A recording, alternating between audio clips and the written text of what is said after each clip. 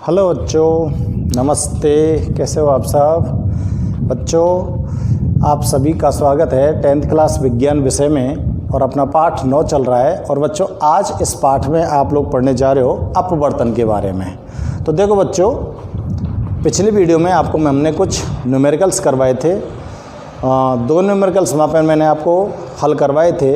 एक और करवा देता हूँ उसके बाद हम पढ़ेंगे अपवर्तन के बारे में, ठीक है ना। तो देखो, अगला जो सवाल है उसको मैं लिख रहा हूँ और उसे हमको हल करना है। एक मोटरसाइकिल के पार्श्व में लगे दर्पण से, इसको मैं लिख रहा हूँ बच्चों प्रश्न नंबर 3, ठीक है ना। जो कल आपने पिछली वीडियो में आपने 2 किए थे ना, तो इसलिए प्रश्न नंबर 3 लिख रहा हूँ मैं। तो देखो, एक मोटरसाइकिल के पार्श्व में लगे दर्पण, एक मोटरसाइकिल के पार्श्व में लगे दर्पण, पार्श्व में लगे दर्पण से एक कार 4 मीटर की दूरी पर है। दर्पण से एक कार 4 मीटर की दूरी पर है।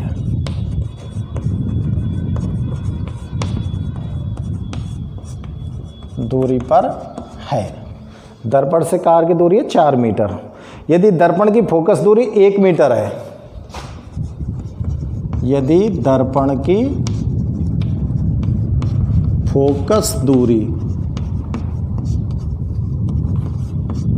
1 मीटर है, तो फोकस दूरी 1 मीटर है, तो दर्पण में दिखने वाले कार के प्रतिबिंब की स्थिति, दर्पण में दिखने वाले कार के प्रतिबिंब की स्थिति और प्रकृति ज्ञात कीजिए, ठीक है। ये प्रश्न है अपने पास।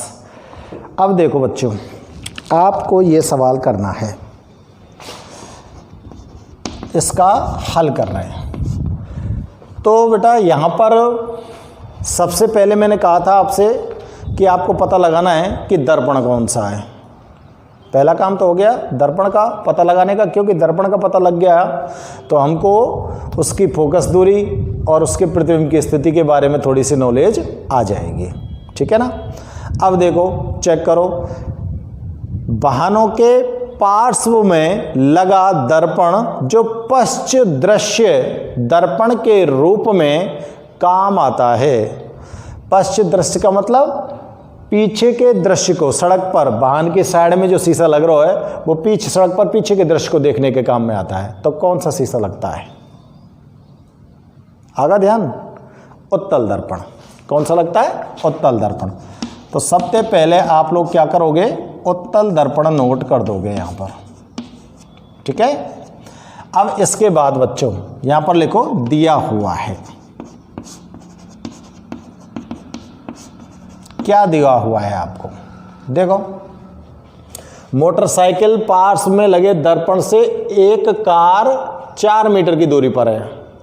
मतलब दर्पण से कार की दूरी कितने का है? 4 मीटर। तो कार का है गई बिंब दूरी, कार का है गई बिंब दूरी 4 मीटर। युति दर्शाएंगे। दर्पण की कादेरा की है फोकस दूरी, एफ से दर्शाएंगे 1 मीटर। निकालना क्या है आपको? ज्ञात करना है प्रतिबिंब दूरी। प्रश्न में तो पढ़ते जाओ, क्वेश्चन मार्क। स्थिति बतानी है और प्रकृति बतानी है, यानी कि आवर्धन ज्ञात करना है। स्थिति और प्रकृति का मतलब आप समझ लेना, क्या ज्ञात करना है आपको? आवर्धन।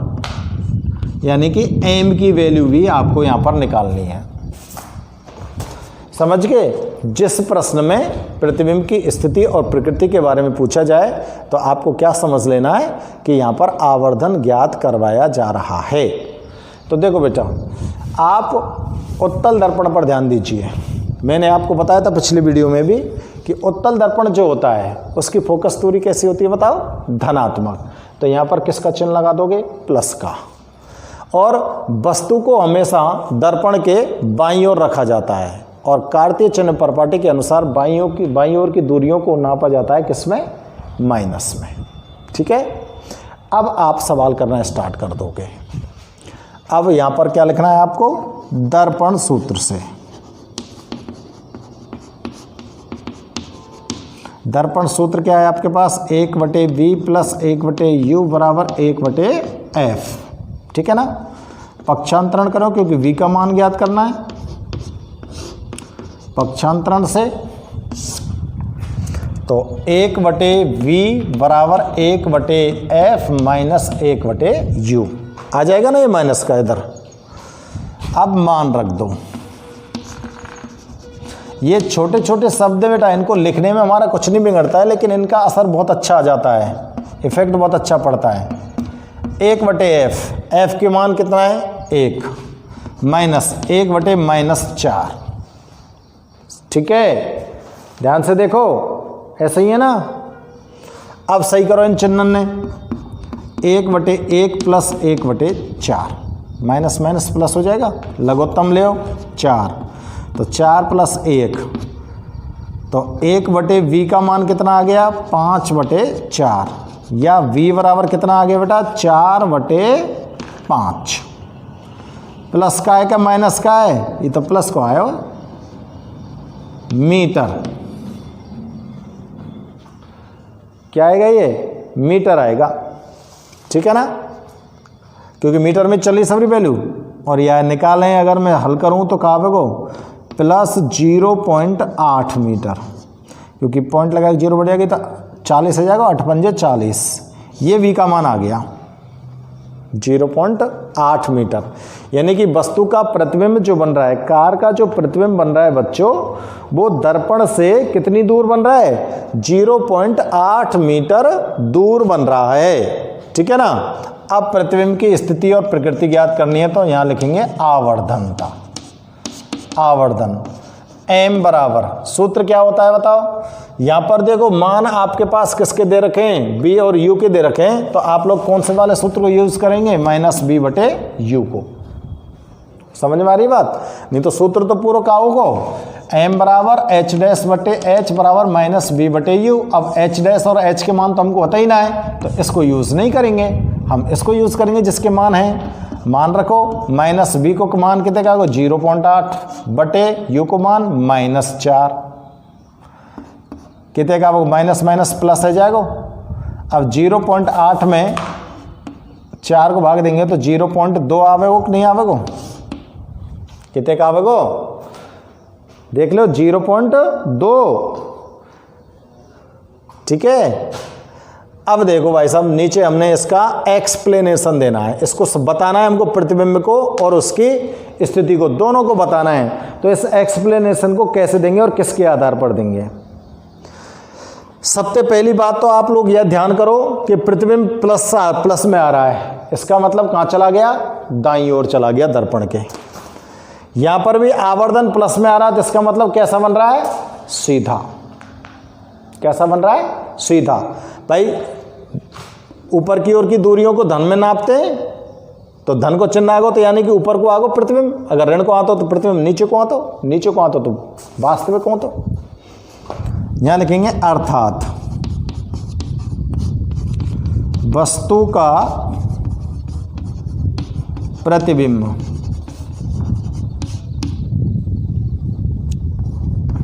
दर्पण से 0.8 मीटर दूरी पर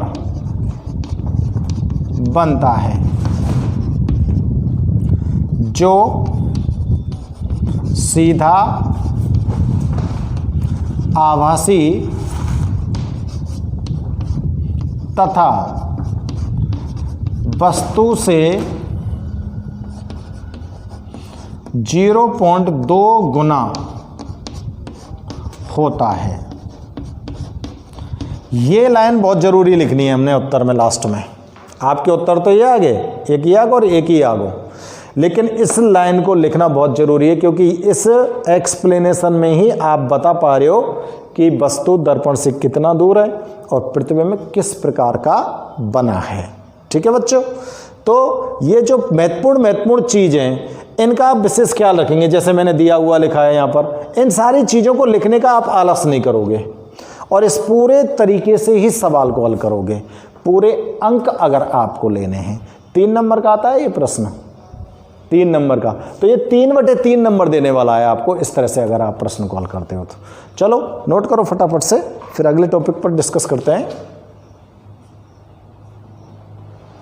तो पूरा दिख रहा है ना आपको? देखो एक बार पूरे को चेक करो और इसी जगह पर वीडियो को पॉज करो बच्चों और फटाफट से नोट करो, ठीक है ना?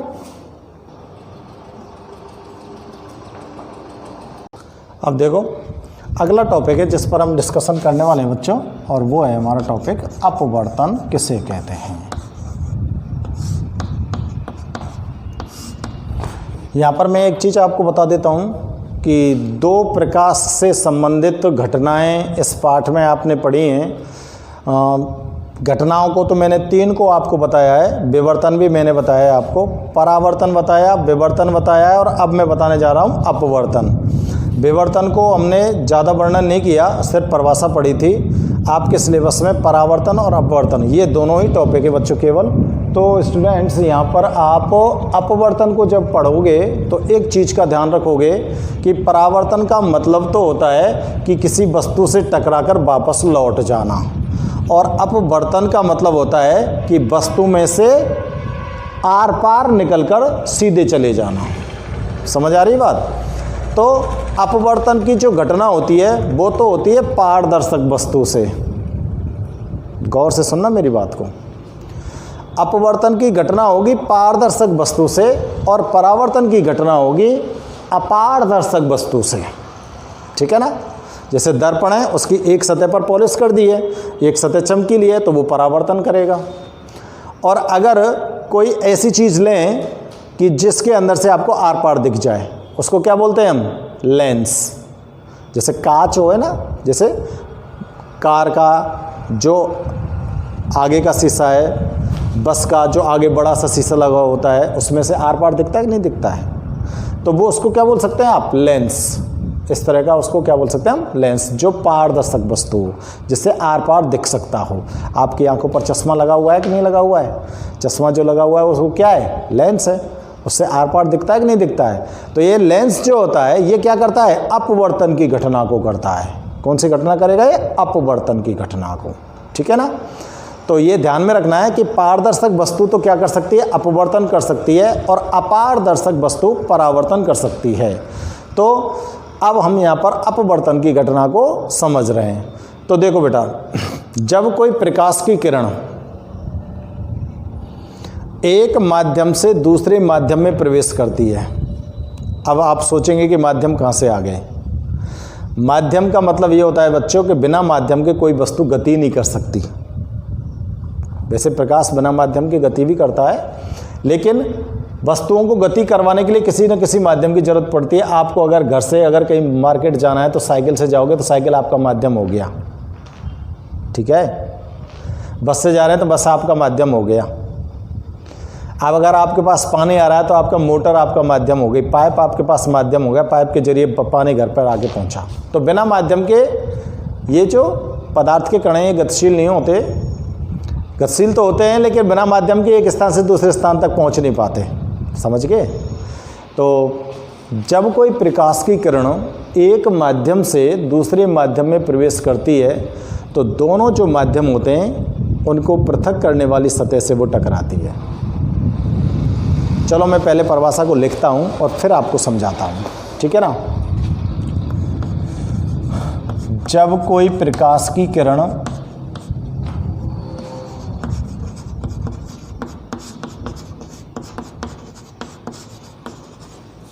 एक माध्यम से जब कोई प्रकाश की किरण एक माध्यम से दूसरे माध्यम में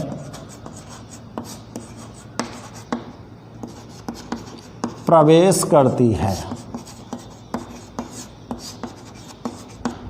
तो दोनों माध्यमों को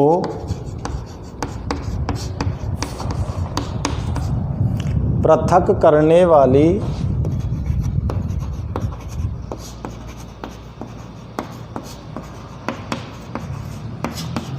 सतह से टकराकर अपने मार्ग से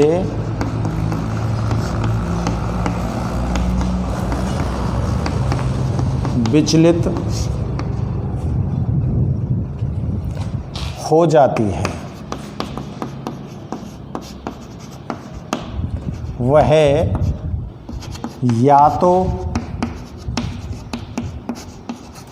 अभिलंब के पास आ जाती है या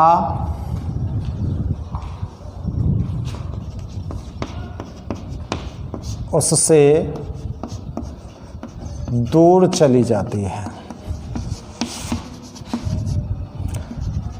इस घटना को ही प्रकाश का अपवर्तन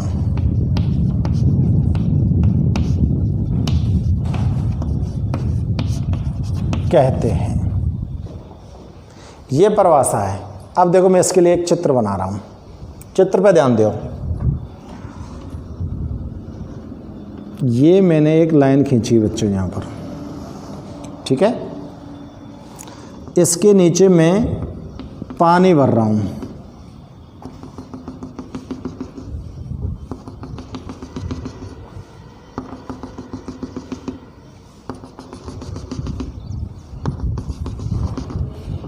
ठीक है ना, मतलब कोई बर्तन है ये और उस बर्तन के अंदर हमने पानी भर दिया।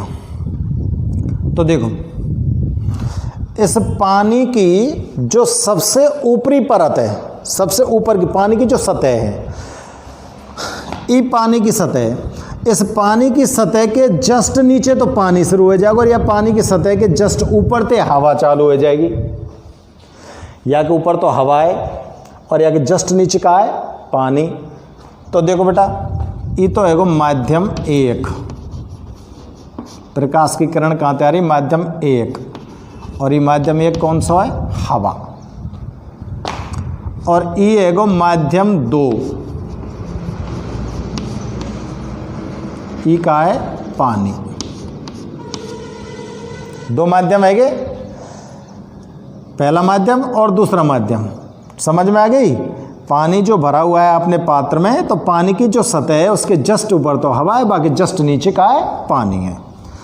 अब ये दोनों जो माध्यम है, इन दोनों माध्यमों ने जो पृथक कर रही है सतह, वो ये है, या तो क्या बोलेंगे हम, पृथककारी सतह।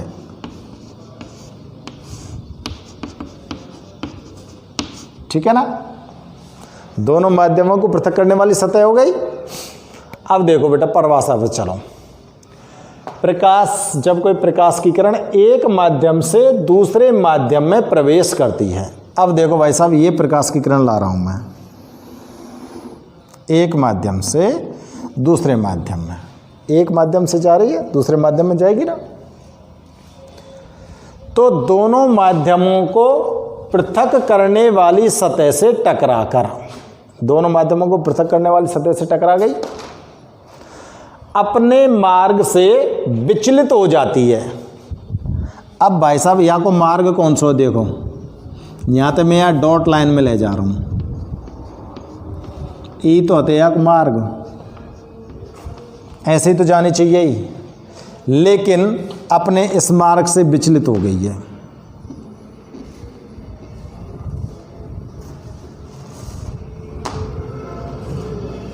और इस तरह से गई।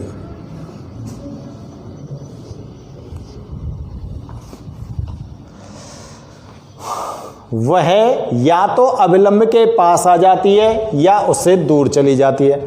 अभिलंब में तुम समझ गए होंगे, जहाँ पर आपतित किरण परावर्तित किरण दोनों एक दूसरे के साथ मिलती है, उस जगह पर एक बीच में सीधा खड़ा खम्मा होता है, उसको क्या बोलते हैं? अभिलंब। अब देखो बच्चों, ये कौन सी किरण हो गई? आपतित किरण। आने वाली किरण को क्या बोलते हो आप? आपतित किरण। और ये कौन सी किरण हो गई? अब इसको परावर्तित नहीं बोलोगे आप, क्योंकि यहां पर क्या हो रहा है? अपवर्तन, इसलिए इसको क्या बोलेंगे? अपवर्तित किरण। ठीक है। और परावर्तित और अपवर्तित किरण जहां पर एक दूसरे के साथ मिल रही हैं, उसी जगह पर बिल्कुल सीधी काल्पनिक रेखा बना दो।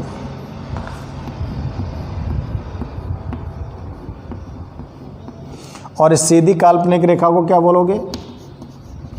अभिलंब। तो बेटा ये अभिलंब की ओर या तो झुक जाएगी या अभिलंब से दूर हट जाएगी। अब ई जानी तो यूं चाहिए ही सीधी, तो अब तो ये हमने ऐसी लग रही है कि अभिलंब की ओर झुक गई होए, ऐसी लग रही है ना, अभिलंब की तरह झुक आई, सीधी तो ना गई ना। तो इस घटना को ही क्या बोलते हैं हम? प्रकाश का अपवर्तन। ठीक है बच्चों, चित्र के माध्यम से पूरा सेट समझिए आप।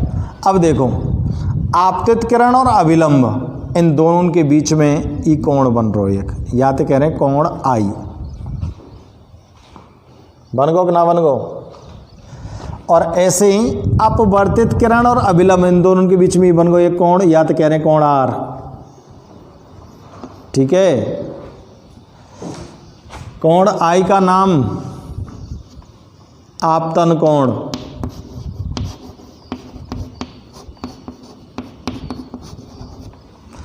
कोण आर का नाम, इसको लिख दूं, यहां लिख रहा हूं, कोण आर का नाम अपवर्तन कोण लिखेंगे बच्चों यहां पर। इसको परावर्तन कोण मत लिख देना, नहीं तो गलत हो जाएगा, क्योंकि घटना कौन सी है?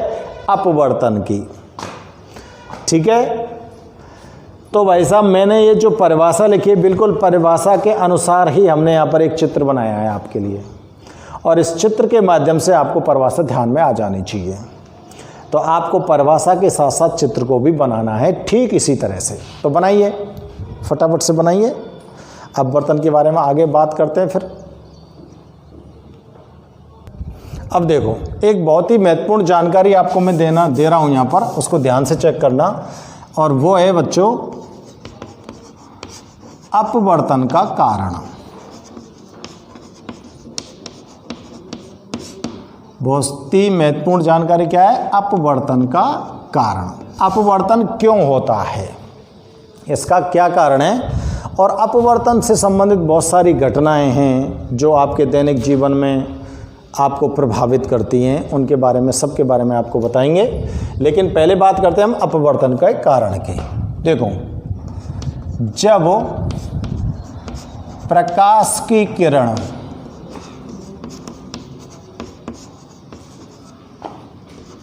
एक माध्यम से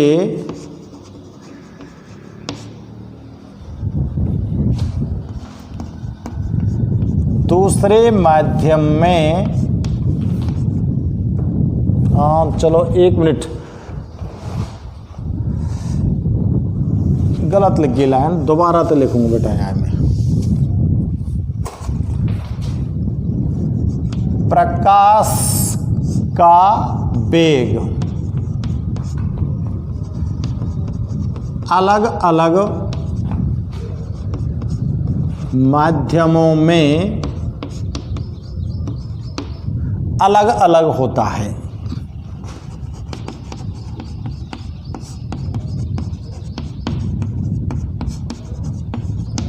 जैसे हवा में प्रकाश का वेग 3 × 10⁸ मीटर प्रति सेकंड होता है। ठीक है ना। जब प्रकाश की किरण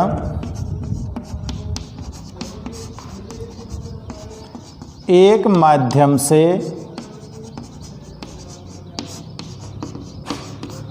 दूसरे माध्यम में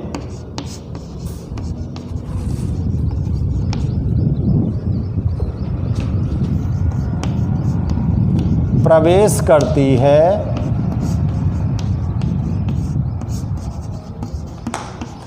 तो उसके वेग में परिवर्तन होता है।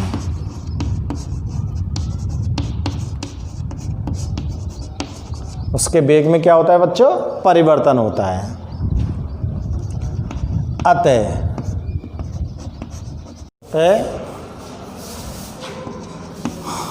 प्रकाश के वेग में